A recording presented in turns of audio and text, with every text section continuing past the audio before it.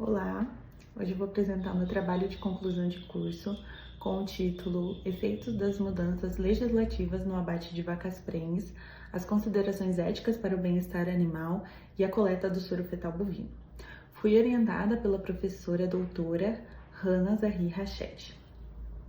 Eu sou a autora desse trabalho, eu me chamo Amanda Leme Pires Reis de Souza e eu sou graduanda do 9º período de Medicina Veterinária na Universidade de Sorocaba. A bovinocultura de corte é uma atividade econômica no Brasil muito importante, porém há uma crescente preocupação com o abate de vacas prenhes, principalmente no terço final da gestação. Isso porque, em 2017, o RISPOA atualizou a legislação que era proibido o abate de vacas prenhes e passou a ser recomendado o não abate dessas fêmeas. O soro fetal bovino, que é coletado do feto ainda dentro do útero, é altamente valorizado em pesquisas científicas, mas o seu uso levanta questões éticas. Esse trabalho discute a relevância científica do uso do soro fetal bovino, os impactos das mudanças legislativas e as alternativas ao seu uso, considerando o bem-estar animal. Agora eu irei abordar os tópicos em que o meu trabalho é baseado: a importância da bovinocultura no Brasil, as mudanças legislativas e portarias do RISPOA, a fisiologia do abate, as questões éticas do bem-estar animal, o uso do soro fetal bovino e a alternativa do uso do soro fetal bovino. Por muitas vezes, os produtores podem enviar vacas prenhes para o abate sem o diagnóstico gestacional correto, o que pode ocasionar em um parto no curral de espera, visivelmente uma falha no manejo. O envio de vacas prenhes para o abate se deve a vários fatores, como, por exemplo, baixa produção de leite, doenças no rebanho e necessidade de renovação do rebanho. De 1952 a 2017, o RISPOA proibia o abate de vacas prenhes no terço final da sua gestação, bem como o consumo in natura de sua carcaça. A partir de 2017, essa proibição passou a ser uma recomendação, permitindo o consumo e fazendo com que o abate de vaca prenhe crescesse. A Portaria SDA 365 de 2021 foi alterada para a Portaria SDA 864 de 2023. Nela prevê que vacas prenhes com mais de 90% da gestação não devem ser nem transportadas nem abatidas de uma maneira comum, que deve haver um cuidado específico com o feto. Porém, apesar de ser considerada uma infração, a lei não prevê penalidades.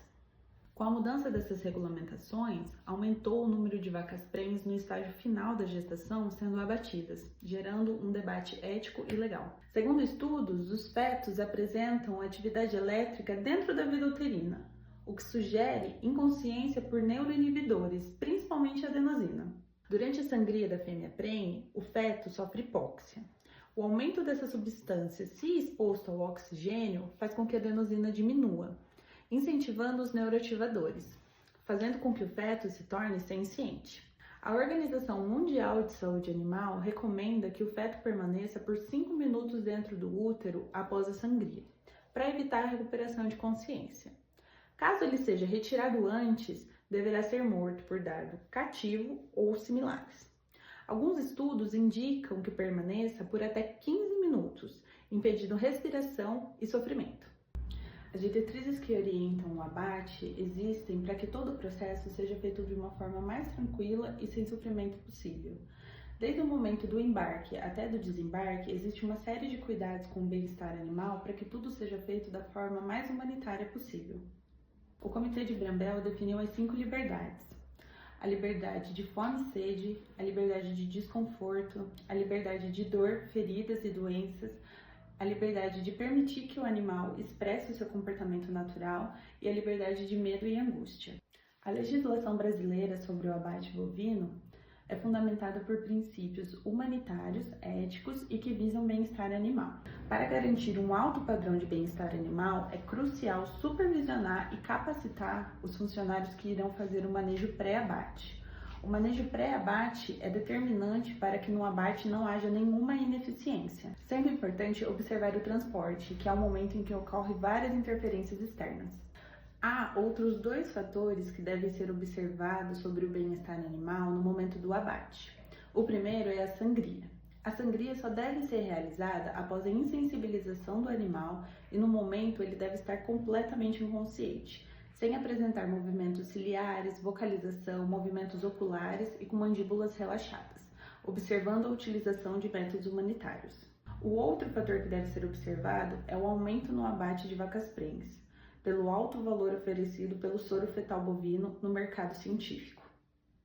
O soro fetal bovino pode ser coletado durante o processo de abate, desde que o estabelecimento possua instalações adequadas e colaboradores devidamente treinados. Existem avanços consideráveis na ciência pela disponibilidade do uso do soro fetal bovino, já que ele é um ingrediente valioso na cultura celular e de tecidos. Com isso, há uma alta demanda por tecidos fetais para pesquisas laboratoriais. Em culturas de células mantidas por muito tempo, as proteínas do soro fetal bovino podem se ligar a células chamadas de complexo de histocompatibilidade de classe 1. Isso faz com que o sistema imunológico, principalmente as células T, reconheçam essas células como estranhas e reajam contra elas. Além disso, algumas substâncias do soro, como o glicoconjugado, acabam se fixando na membrana das células por até 48 horas. Isso pode causar uma resposta imune muito forte quando essas células são usadas em terapias, como por exemplo transplantes. Outro ponto importante é que o meio em que essas células são cultivadas podem conter micro-organismos ou resíduos que não foram completamente eliminados, trazendo risco de contaminação para quem vai receber essas células. No soro fetal bovino, há várias substâncias que ajudam no desenvolvimento embrionário. Entre elas, há fatores benéficos que auxiliam no crescimento, substâncias que ajudam as células cúmulos a se multiplicarem, moléculas que capturam metais pesados que evitam os danos celulares. Por outro lado, quando o soro é utilizado na produção in vitro de embriões, ele pode causar mudanças nas estruturas das células e atrapalha no processo de formação dos blastócitos, além de estar relacionado com o aumento dos índices de natimorto e morte pós o nascimento. A suplementação com fontes proteicas de origem animal, como o soro fetal bovino, aumentam a taxa de maturação oocitária. Embora cause mudanças na ultraestrutura embrionária, oferece componentes que melhoram o seu desenvolvimento. Apesar dos debates éticos sobre a utilização do soro fetal bovino, ele ainda é muito utilizado em pesquisas. A preocupação com o bem-estar animal, mais as desvantagens da produção in vitro, reforçam a necessidade de busca de alternativas para a utilização desse soro. As agências reguladoras sugerem que se evite o uso de componentes de origem animal para fazer culturas celulares. Porém, esse é o maior desafio: encontrar alternativas de origem humana que sejam tão boas quanto as de origem animal e que ainda garantam o crescimento e propriedades das células.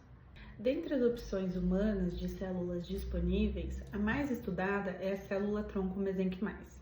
Isso porque ela contém 3 vantagens muito interessantes que podem ser um auxiliar nessa transição de uso de células animais para células humanas. A primeira é que ela contém baixa imunogenicidade, então o risco de transferência é menor.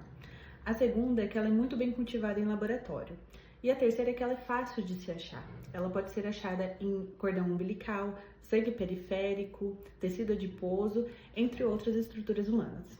Uma alternativa que também está sendo estudada para a substituição do uso do soro fetal bovino é a albumina sérica bovina, uma proteína que contém apenas uma cadeia de aminoácidos. Essa substância está sendo utilizada como um suplemento proteico no meio da cultura. E apesar de ter tido resultados satisfatórios na cultura in vitro, na maturação ainda é muito inconsistente. Diversos estudos já indicam que existem suplementos alternativos que são capazes de fazer a substituição do uso do soro fetal bovino e que continuam promovendo a multiplicação das células em laboratórios. A escolha do suplemento ideal só depende do objetivo para que é aquela cultura celular. E muitos desses substitutos já não são mais de origem animal. Com isso, concluo que o uso do soro fetal bovino é importante para as pesquisas científicas, devido à sua capacidade de estimular o crescimento celular e suas funções, sendo um precursor de contribuições para a indústria e a ciência. É utilizado para cultivo de várias células rapidamente e de forma consistente, embora ainda hajam muitos debates sobre as suas vantagens e desvantagens. As questões éticas que são discutidas devido ao uso do soro ocorrem pela forma com que ele é coletado. bem como a preocupação no abate de vacas prenhes, devido ao bem-estar animal dessas espécies. O bem-estar animal impacta na produção de carne de qualidade e melhora na produção pecuária. Por isso, são estudados métodos alternativos que substituam o experimento de animais nas pesquisas, tanto pelos debates éticos quanto pela preservação do bem-estar animal. O soro fetal bovino é uma alternativa para muitos tipos de reprodução celular, sendo que outras alternativas que vêm sendo estudadas também são muito eficientes. Mas tudo depende do objetivo específico e do desenvolvimento desse cultivo no final. Muito obrigada pela atenção e presença de todos. Eu me coloco agora à disposição da banca para os questionamentos.